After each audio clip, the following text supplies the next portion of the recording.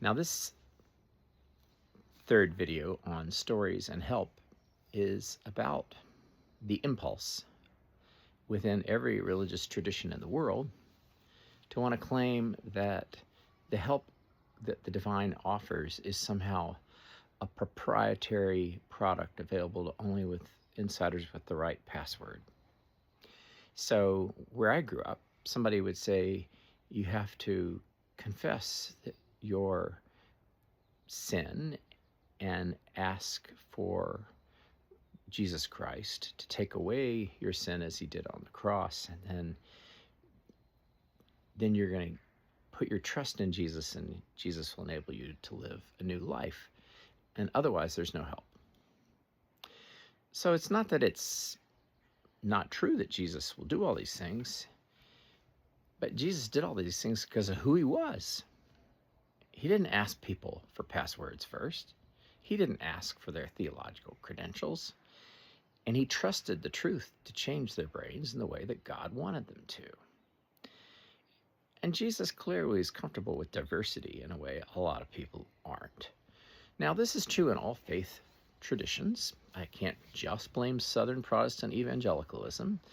It's true in Islam, it's true in Buddhism, it's true in Hinduism, it's true in Judaism, it's true in faith traditions I haven't named. That we have this impulse to want to make ourselves better than by leaving other people off the invite list.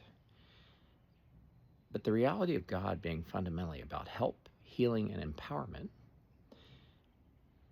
means God goes, ugh, when we express that fallen human impulse, that broken human impulse toward other people.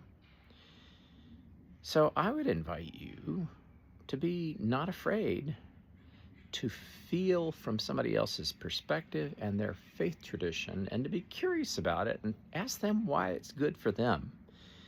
Not so that you can correct them or feel superior, but that you can see how help might be talked about by them and experienced by them.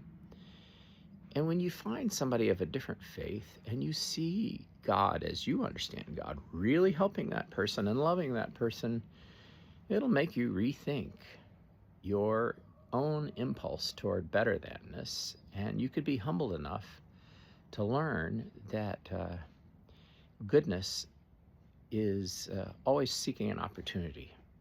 A brilliant physicist I used to know who also really hurt me in my life, but was a brilliant servant of God in many ways, gave me this phrase I'll leave you with: never let the perfect be the enemy of the good. So in our own little brains, what we think is perfect, or what we hang on to as our own version of perfection, we can make the enemy of goodness, and we can fail to even see the goodness when it's right in our face.